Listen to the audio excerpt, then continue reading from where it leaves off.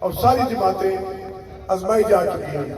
آپ بحیثیت پاکستانی اور بحیثیت ایک مسلمان ہونے کے ناطے ووٹ ایک مقدس امانت ہے. آپ ترازو ہاتھ میں رکھیں.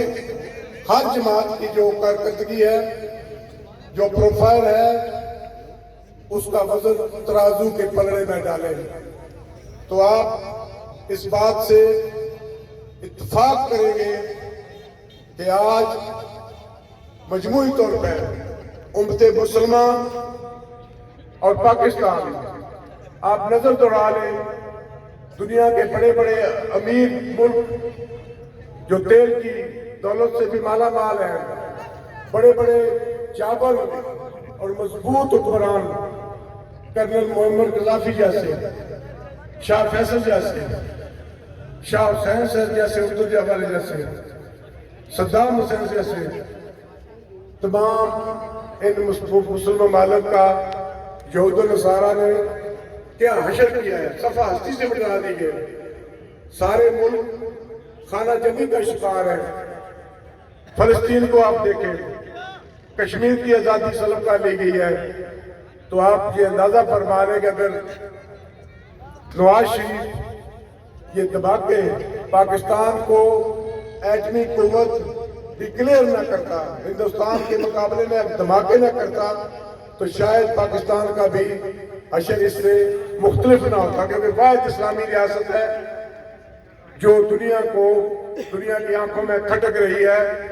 لیکن آج پاکستان کے عوام، پاکستان کے ادارے، پاکستان کی فوج اس بات کی ضمانت ہے کہ انشاءاللہ تعالی ہم پاکستان کو، کسی بھی ملک کو پاکستان کی طرف میلی آنکھ سے دیکھنے کی جرات نہیں کرنے دیں گے.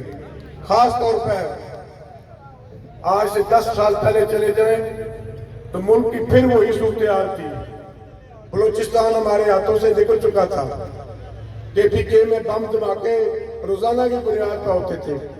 کراچی جل رہا تھا. پنجاب بھی متاثر تھا. اور دنیا یہ سوچ رہی تھی کہ پاکستان ایک دفعہ پھر ٹوٹ پھوٹ کا شکار ہوگا. لیکن ویسے تو بطور مسلمان ہمارا اس بات پہ قوی ایمان اور عقیدہ ہے کہ یہ ملک لا الہ الا اللہ محمد رسول اللہ کے نام پہ بنا ہے، قیامت تک قائم رہے گا. لیکن اگر ہم غلطیاں دہراتے رہیں گے تو پھر وہ اللہ تعالیٰ کا بھی حکم ہے کہ جو اپنی حفاظت خود نہیں کرتے، جو اپنی تقدیر خود نہیں بناتے، تو پھر کوئی بھی ہاتھ نہیں پکڑتا. ان حالات سے بھی 2013 میں آپ نے نواز شریف کو موقع دیا. نواز شریف نے دہشت گردی کے ناسور کو ختم کیا. آپ کے سامنے ہے 70,000 سے زائد ہماری فوج، ہماری رینجر، ہماری پولیس، ہمارے عوام نے 70,000 سے زیادہ قربانیاں دے کر پاکستان کو محفوظ بنایا، دہشت گردی کو ختم کیا. اور دنیا میں جو ایک پرسپشن بن رہی تھی کہ شاید پاکستان پوری دنیا میں دہشت گردی کا سورس اور منبع ہے، وہ پرسپشن بھی ختم ہوئی. یہ کریڈٹ بھی پاکستان مسلم یونین کے کھاتے میں آتا ہے. ڈالر بھی کنٹرول ہوا. مہنگائی اس خطے میں سب سے کم تھی. سری لنکا، نیپال، بنگلہ دیش، ہندوستان 2013-14 کا آپ ذرا جائزہ لیں، کمپیریزن کریں کہ باوجود دھرنوں کے، باوجود لاک ڈاؤن کے، باوجود 126 دن اسلام آباد دارالخلافہ بند رہا، اس کے باوجود جو ہے نواز شریف نے ڈیلیور کیا. اور میں یہ بات بطور سیاسی کارکن کہتا ہوں کہ اگر نواز شریف کو نہ نکالا جاتا تو خدا شاید ہے کہ پاکستان تعمیر اور ترقی کی دوڑ میں یہ ملائیشیا اور بنگلہ دیش اور ہندوستان سے آگے ہوتا. کسی تھرڈ ورلڈ کنٹری میں کوئی موٹر بھی نہیں، ہندوستان میں بھی نہیں. لیکن پاکستان کے لوگ آج اتنی آسانی سے ملک کے چاروں صوبوں میں گلگت اور بلتستان تک آزادی کے ساتھ کم وقت میں محفوظ سفر کر سکتے ہیں.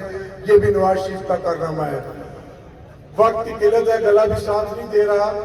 میں یہ بتانا چاہتا ہوں کہ کرپشن اس ملک کا ناسور ہے. اور سیاستدان جو بھی کرپٹ ہے، جس جماعت کا بھی ہے، کرپٹ آدمی کو تو حق ہی نہیں پڑتا کہ وہ عوام کا سامنا کرے. لیکن بڑی بے شرمی اور ڈٹائی کا وقت آ گیا ہے. عوام کو بھی دیکھنا چاہیے، نمائندوں کی جان پڑتال کریں۔ آپ کہیں بھی جاتے ہیں، کوئی چھوٹی سی چیز بھی خریدتے ہیں تو پھر آپ اس کی شجرہ نسب ہی دیکھتے ہیں، اصل نسب دیکھتے ہیں۔ اتنا بڑا کام جس شخص نے آپ کی صوبائی اسمبلی میں یا کونسلر کے حوالے سے میں شروع کرتا ہوں، یا قومی اسمبلی میں نمائندگی کر رہی ہے، اگر وہ کرپٹ ہے، اسٹیبلشڈ ڈکلیئرڈ کرپٹ ہے، تو پھر اس کو تو کوئی حق نہیں پہنچتا کہ وہ کرپشن اس لیول کی ہے کہ اربوں اور خربوں روپیہ میں پوری ذمہ داری سے ایک لفظ کی میں ذمہ داری لیتا ہوں، اس میں ایک زیر اور زبر کی غلطی نہیں ہوگی کہ میرا مد مقابل جو ہے اور اس کا پورا خاندان کرپشن میں سر سے پاؤں تک لت پت ہے، یہ پوری فیملی، اس کے بیٹے، اس کے بھائی، اس کے داماد۔ آج بھی کمیشن بات کیا 19 ریفرنسز، رینڈل پاور، مشہور زمانہ سکینڈلز، یہ اس طرح پر نہیں بنایا جاتا اسپیکر یا پرائم منسٹر کہ کچھ زیادہ آؤٹ کلاس آدمی ہے یا بہت ہی لائق اور فائق ہے، ذہین اور متین ہے۔ یہ زرداری کا فرنٹ مین ہے۔ آپ دیکھ سکتے ہیں قریبی علاقے ہمارے، دیکھ سکتے ہیں کہ 2001 سے پہلے ان کے پاس کیا تھا۔ یہ جاؤ جلال آج اربوں روپے کی پراپرٹیاں، اربوں روپے کی گاڑیاں، فارم ہاؤسز، اور یہ ساری جاؤ جلال یہ پاکستان کے عوام کی لوٹی ہوئی دولت ہے۔ سارے کیس پینڈنگ ہیں نیب کے اندر اور عدالتوں کے اندر، ثبوت کے ساتھ میں یہ بات پیش کر سکتا ہوں۔ اللہ کی مہربانی سے یہ بھی اللہ کا فضل ہے مجھ پہ، ورنہ میں بھی خطا کار کمزور انسان ہوں، بڑا قدم قدم پہ انسان ڈگمگا جاتا ہے، بھول چونک ہو جاتی ہے، غلطیاں ہو جاتی ہیں، لیکن اللہ کا فضل کرم اور نبی کی دعا سے اس دلدل سے اللہ تعالیٰ نے مجھے اس کرپشن کی لعنت سے بچائے رکھا ہے۔ یہ اللہ کا شکر۔ اور میں نے اتنی ڈیلیورنس کی ہے 1985 سے، جب سے قومی اور صوبائی اسمبلی کی سیٹ پہ میں آیا، میں تو راج صاحب کو جگہ جگہ چیلنج کر رہا ہوں کہ میں نے گجر خان کے اندر 200 سے زائد primary, middle, secondary, higher secondary, 6 degree colleges اور ایک یونیورسٹی کیمپس تعمیر کروایا ہے۔ آپ ایک ادارے کا نام، صرف سنگل ایک ادارے کا بطور ایم این اے، بطور پرائم منسٹر اور بطور صرف ایک ادارہ تحصیل گجر خان میں بتا دے۔ یہی صورتحال گیس کی ہے۔ گیس کا کام بھی چونکہ میرے علاقہ سے جو میرا آبائی حلقہ یا یونین کونسل ہے، وہاں سے گیس نکل رہی ہے آدھی اور مستانہ، تو وہاں سے یہ بھی کام میں نے شروع کروایا۔ 1993 سے لے کر 2008 تک تقریباً 70 دیہات گیسیفائیڈ ہوئے مسلم لیگ کے دور میں، میرے دور میں۔ اس نے تو صرف بطور پرائم منسٹر 25-30 گاؤں کا اضافہ کیا، وہ بھی نامکمل تھے۔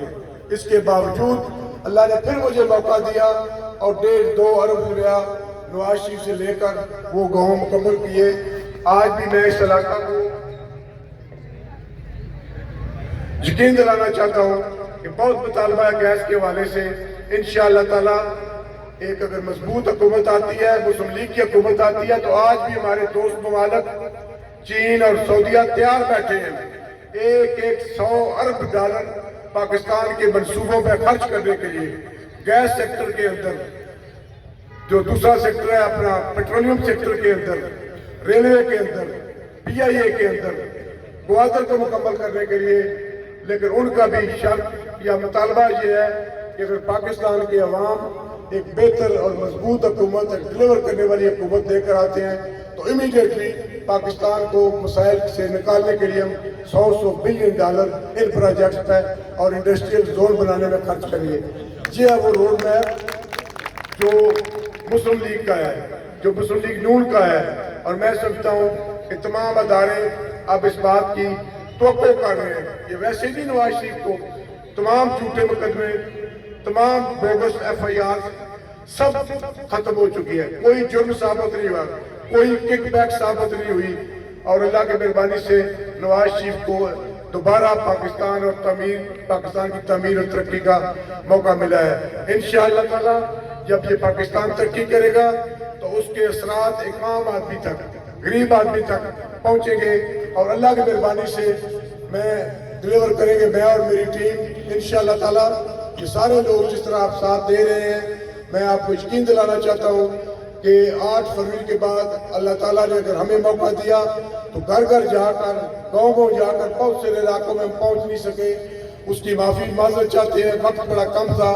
20 دن پہلے تک کسی کو یقین نہیں تھا، لیکن ہم ملنے والے لوگ ہیں، ہم وہ لوگ نہیں جو ووٹ لے کر چلے جائیں اپنے محلات میں۔ ایوری ٹائم اویلیبل ہے، کوئی دربان، کوئی گارڈ نہیں، ہر آدمی، غریب سے غریب آدمی مل سکتا ہے، اور انشاءاللہ تعالیٰ اس کی بات سنتے ہیں اور کوشش کرتے ہیں اس کا کام ہو۔ یہ ہے ہمارا ایجنڈا۔ میں انہی الفاظ کے ساتھ ایک دفعہ پھر اپنے تمام بزرگوں، بھائیوں اور تینوں یونٹ کونسلوں کے نمائندگان کا شکریہ ادا کرتا ہوں جو اسٹیج پہ بھی موجود ہیں، میرے سامنے بھی موجود ہیں۔ بہت بہت مہربانی، بہت شکریہ۔ اللہ حافظ۔ پاکستان آئندہ۔